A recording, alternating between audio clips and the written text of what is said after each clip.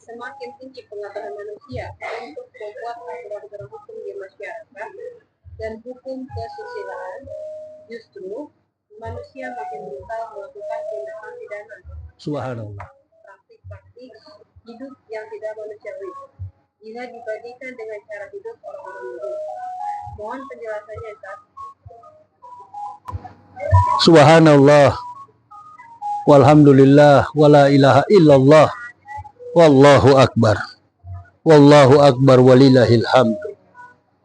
Pertanyaan yang sangat-sangat kontekstual dalam kejahatan kemanusiaan dewasa ini, di mana kita melihat berbagai macam kejahatan dilakukan manusia sehingga alam pun turut mengamuk dan kemudian terjadi gempa di mana-mana, bencana alam pun turut terjadi di mana-mana.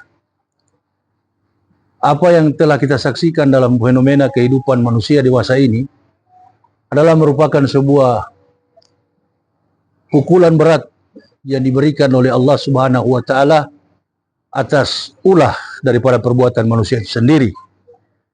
Pertanyaannya adalah bagaimana manusia di zaman modern ini dibandingkan dengan manusia dulu. Semakin tinggi pengetahuan tentang keilmuan hukum, justru manusia melakukan adegan kejahatan itu semakin luar biasa.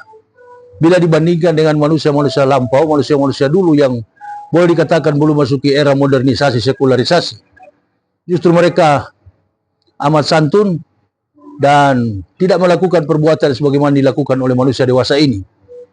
Kita melihat ada istilah LGBT, lesbian, gay, bisex, and transgender, LGBT. Dulu-dulunya tidak ada masalah-masalah seperti itu.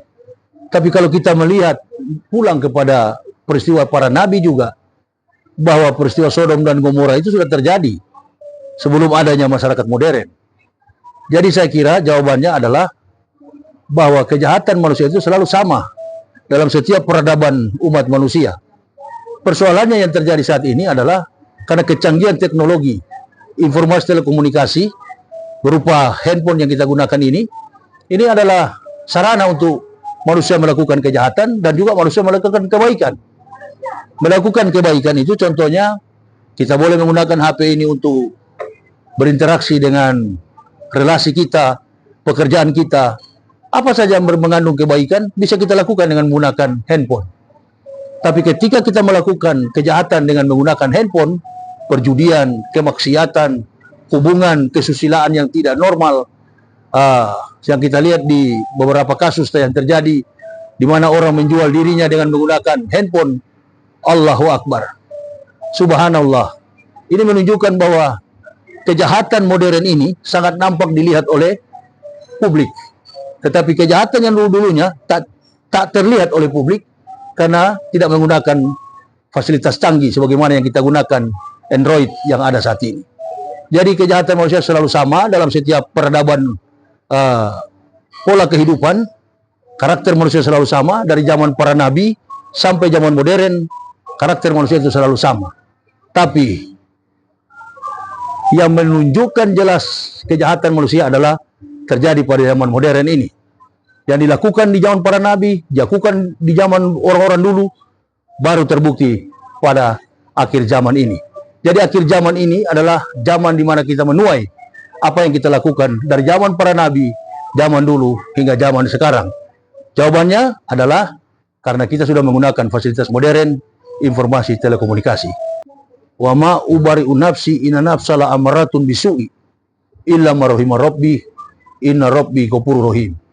Kalau nggak salah dalam Quran surah Yusuf ayat 53. Kesalahan Julaiha, dia mengakui dosa yang dia lakukan karena kesalahan memaksakan dia untuk melakukan. Dan kesalahan itu didorong oleh nafsu. Nafsu, tangan kita mencuri karena hati kita yang perintahkan. Dia berpusat, dia bersentral dari dalam hati kita. Oleh sebab itu, ungkapan lagu yang disampaikan oleh Agim, jagalah hati. Jagalah hati ini, supaya hati ini selalu baik. Hati ini selalu terpelihara, oleh karena iman, ilmu yang kita pelajari di hadapan Allah Subhanahu wa Ta'ala. Saya kira itu jawabannya, bahwa konteks kehidupan dosa hari-hari ini adalah hasil daripada zaman para nabi, manusia dulu dan sampai hari ini. Barakallah. La ilaha illa huwa 'alallahi falyatawakkalul mu'minun. Wassalamualaikum warahmatullahi wabarakatuh.